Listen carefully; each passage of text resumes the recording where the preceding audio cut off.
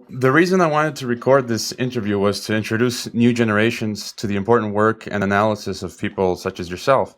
In looking for teaching material on North American politics, I found your accounts to be precise, cutting eloquently to the point, especially in the two areas of Canadian and US foreign policy, as well as North American integration. And a few years ago, you gave an excellent speech summarizing Canadian foreign policy.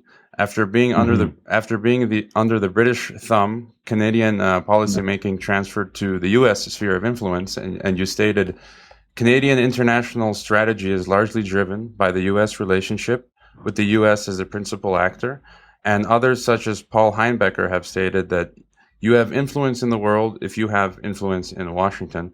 And before touching on the U.S.-Canadian relationship, could you briefly, in just a few minutes, describe to us your view of U.S. foreign policy since the events of 9/11? What would you describe as the focal point of the U.S. policy, and how would you evaluate it? Well, I think that 9/11 will go down in terms of Canada-U.S. relations. I think it will go down as a date of extraordinary importance. And the reason is that we were on the path of integration with the United States. And, our relationship economically had developed in the 20th century as Mexico's has, where we were overwhelmingly almost like a one client situation. The United States was in the mid 80s before NAFTA, before the FDA. The United States was home to a destination for 80% of our global exports. So and we were moving through FTA and then NAFTA, indisputably towards a deepening and a widening of North American trade relations, economic relations, Canada with Mexico following after the FTA. The FTA was the model for NAFTA. It continued in that direction, and I felt pre-9/11, I believe that historically this was unstoppable. That the depth of the integration would continue to deepen, notwithstanding the power of the lobbies in the United States, such as the softwood lumber lobby, to create great obstacles. However, I believed it was inevitable and would continue, and I thought that was a good thing. Nor did I think that in any way would subordinate Canada's foreign policy for the reasons that to the United States, reasons that could be deduced from that paper you referred to, which I gave a number of years ago. It was called a Skelton Lecture, and it's the first of a series that the Foreign Ministry had created. And I felt that the roots of Canadian foreign policy involved diversification to avoid the development of a kind of colonial status, a la Britain and the Empire. And so we were pursuing a diversification in our policy, such as involvement in the Commonwealth and La Francophonie, our historic hesitancy to join OAS, etc. But that the roots of independent foreign policy were sufficiently deep to be able to be compatible with and the deepening and widening of NAFTA. The 9/11 was changed an awful lot, if not everything, and the reason is very simple: that security trumps trade, and thus the border became the Canada-U.S. border became a source of great anxiety in the United States. I won't get into Mexico. And we began to face extraordinary challenge in terms of the movement, free movement of our goods in North America and our people. And so I would have thought that originally, by the time I gave that paper or after, that we would be moving towards a full-fledged customs union, as an example. 9/11 changed, so to speak, everything. And so we now struggle with dealing with the interdependence in our trade and an economies which are already deeply integrated, but which nevertheless are likely to go forward in a significant way towards a deepening, towards a customs union or that type of thing, because of the deep entrenchment of the U.S. concern, understandable concern about national security. So I think that I would regard that as a consequence of 9/11. I think previously you stated that because of the Cold War that drove Canada and the U.S. together in terms of this special relationship in foreign policy. Some people today, like Professor Stephen Cohen and others, say that we are in a new Cold War. Do you think if there was a new Cold War that would drive Canada back again with the U.S. Or how do you see today's Canadian foreign policy? I don't believe we can or will resist the closer collaboration and relationship of Canada and the United States on the security front. I don't think we would argue at all that terrorism and a threat to national security that comes from the radicalization of Islam, that we will continue to collaborate, as the United States will do with you, with Mexico and Europe, and that will grow. And it is a type of Cold War situation, in that it demands a deepening alliance or collaboration. So that's a thing we're going to have. But I think that maybe the main challenge for Canada is concerned is that we will continue to deepen, continue to tighten the border because of the threat to national security, but we will probably not be successful in pursuing a deeper integration. What do you think would need to happen? Because it doesn't seem like terrorism is going to be going away anytime soon. And what do you think could change this procedure, this deepening integration in the future, with this terrorism going on in the background? Well, I think it's certainly theoretically possible. I mean, strong leadership could the part of the United States in particular could be overcome in time. The resistance to further integration. It is because it creates a larger and more competitive framework. I think it's in the economic interest of the United States to pursue further integration with Canada, with Mexico. I think that a more deeply integrated North America of Canada, United States, and Mexico would be an increasingly powerful, influential player. Make our continent more competitive too.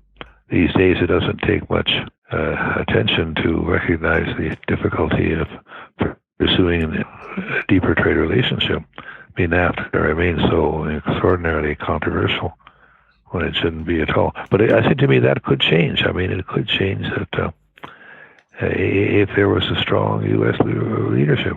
In recent years regarding integration? Because I think we see every few years there's this very slow process, but there is still this process, and it seems SPP failed. That would be one of the goalposts of this process of integration. But what other key focal points of integration do you see that were important and going forward? For example, we have 2010 and 11. You had the U.S.-Canadian Beyond the Border Agreement, and then the U.S.-Mexican Merida Security Initiative. And in the report, the task force report on North America that was released 2 years ago, they state frequently that things should begin bilaterally where they can, and then move trilaterally.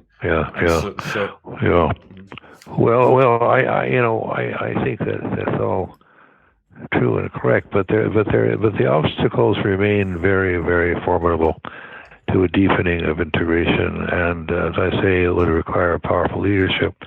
It would require that leadership not just in the White House, but it would require it in the Congress as well. It would require, when we adopted FTA versus NAFTA, but you had some powerful leaders in the Congress and the Senate who were pro-free trade and pro-Canada-U.S. agreement. You had people like Moynihan and Bradley, and there was a deep commitment on the part of a number of very influential congressmen. Today, I don't know if that would be there. I don't know where they are, if they're around. But there is a reason for there's a reason for some degree of pessimism and skepticism as to whether the building of a North American community, or whatever we call the deepening of NAFTA, etc., whether this is going to take place or occur. If I talk to you for a minute about this, and that is prospects for significant economic growth. In the case of Canada, we are somewhat different from a number of other countries, including probably Mexico, and that is the size of our the dependence that Canada has on the export of its natural resources. And we are seeing in the United States quite phenomenal development in the last few years, namely the movement of the United States concerns, the movement on their agenda from nowhere to the top because of global warming. And in the case of Canada, the depth and impact of this increasing dominance of environmental issues onto the agenda of the United States is quite significant. In the case of Canada, we are a resource-based country. We will continue to be. We have obviously had a deep economic integration in manufacturing, in the Auto Pact and all that. Until today, Canada is still, relatively speaking, a significant manufacturing society or country. But if you look at the source of our wealth and our prosperity, it has been development of our natural resources. In the case of the oil sands, that was a very technological phenomenon, because we essentially invented the concept that you could exploit the oil sands to make them economically competitive. So as Canada's significance of resources in Canada continue to grow, as the reality of Canada becoming a major exporter of energy, and we remain the most important source for the United States of their imports, that the intellectual, political environment in the United States continues to move in the opposite direction to our national interest, as I see it. There is the environmental movement in the United States. I think we've seen, by the way, that whatever we thought 20 years ago, or 25 or 50, the power and impact of the special interests continues to grow. Much bigger now, I'd say, even when I was there. Hard to believe. So there's 250,000 people in Washington, basically, they're lobbyists or depending on lobbyists, and that's the third house of Congress, and in many ways the most important.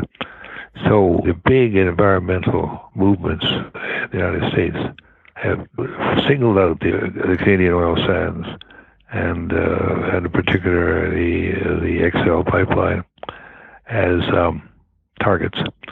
And they, through their strategies and brilliant political lobbying, were able to block the development of the Keystone project. And Kerry, I think last a couple of weeks ago, the very time when I think it was very shortly after Obama visited, Trudeau visited Obama, Kerry came out with a statement. He said there won't be any more pipelines in the United States. That's it. Well, we'll see. But that the full development of that environmentally driven foreign policy priority would mean that the Canadian resources are stranded.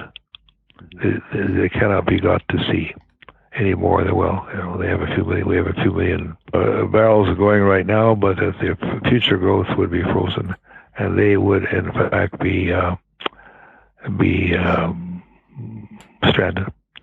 And more than stranded, they would be, because they would not be capable of being developed because you can't get this stuff to tidewater. That in fact they become sort of placed on a reserve shelf for United States consumption at some future time, if the world, if the instability in the world, if the Canadian resources are regarded as a sort of antidote or counterweight to the instability of the Middle East, then the United policy on the part of the United States to, which, although they will never say it out loud, but that seeks to strand these resources, is probably in their national interest. Plenty has been written about the positive aspects to deeper integration of our three countries, and we would become more prosperous economically. However, some see that Washington would have the greatest say when you take into account not only the sheer population numbers and the growing energy, as you just mentioned, but economic and political power. And often Mexicans believe when we examine these issues that Mexico would get the short end of the stick regarding political influence in a deeper integrated North America. Do you see any major negative aspects to a North American comment? On the whole, I think that the United States will remain the most significant market for any country that trades, whatever its problems internally of equality or whatever might be the flavor of the day. The fact is, this economy and will continue to grow in the United States, and it will be not before too long a domestic U.S. domestic market of close to maybe 400 million, or even 5, viewing it now, if you add Mexico into it. And it will remain an open market, subject to what I just said, the consequences of the special interests using their muscle and using their constitutional authority within the Congress to deploy it. So in the case of Canada, probably the second biggest export industry we have is lumber. And as you know, I mean, since 1982 or 81, through activities through countervail, dumping, and other techniques, and the second largest industry in Canada, export industry, has really had to operate under a kind of managed trade umbrella, and you never know exactly from I say it's going on now for 25 years. So, and that has to be one of the primary objectives of Canada, trying to get the managed area of managed trade back to free trade. But having said that, the United States market will still be unique, and it's because of its size. I think it will remain the number one priority. I mean, you know, I wrote a piece not too long ago and published in the Globe and Mail, and it was on the third option, which in Canada that meant diversifying trade with Europe, Japan, others. And I said that when the third option was launched, and when the first Trudeau was Prime Minister, some 60% of our trade went south, the United States. And after 10 years of third option, 10 years where the Trudeau cabinet enunciated or pursued a policy of high priority to the diversification of trade to third parties. Everybody, you know, loved it and all in favor of it. And as a result, 10 years later, our trade dependence of the United States was much higher. It went up to 80%. When I look around today, and this is in the column, and you look around, kind of looks around, the fact is that it's still there, notwithstanding all the delegations and the priorities. And we have had prime ministers like Jean Chrétien who didn't do a whole lot except travel the world selling Canada. Well, we may sell it, but we're not reducing our dependency on the U.S. market, and that's going to remain. Okay.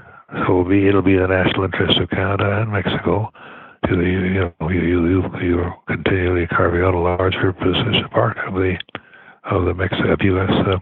Economy. Okay, and one last question that I always ask our guests is, what advice or words of wisdom would you give to a younger generation of students, future political scientists, and diplomats? Well, I'd have to say that the issues being what they are and so profound in the world today, that it's a very challenging opportunities there to help make it a better world, and that there's a lot of room for the brightest and the best to contribute their intellectual capacities to improving this. I mean, we are at the threshold of some huge issues that challenging the whole international structure. I won't worry with it, but essentially it is, in a very couple of sentences, the international system has been dominated for 500 years by Treaty of Westphalia and by international law. At the time of Grotius, which put sovereignty at the top of the international legal structure. So sovereignty out trumps human rights, and that has, although it barely is only the directions at that point are hinted at in the charter. There's no the human rights movement came around after the charter, and but it has grown enormously, and we have now the doctrine of R2P, responsibility to protect, and in the R2P doctrine, the human rights trumps sovereignty. And this is becoming, as we're seeing, increasingly the disintegration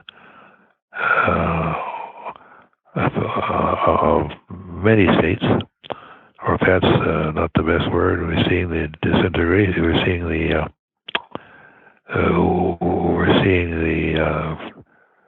large portions of the globe falling into a state of civil war, which is producing extraordinarily extraordinary implications for human rights, human decency, quality of life, that this is what all the issues are about today, really. They're really the biggest issues, and that is what trumps what. Mm-hmm. We keep saying no more of this, no more of that, and no more genocide, no more Rwanda, no more Syria, but, so making a better world is just a hell of a challenge. Mm-hmm. And it's up there with the importance of the environment, and it is the most fundamental issue facing the international community of how you accommodate these two concepts. So if you're interested in international affairs, it's a fascinating time to contribute your ability.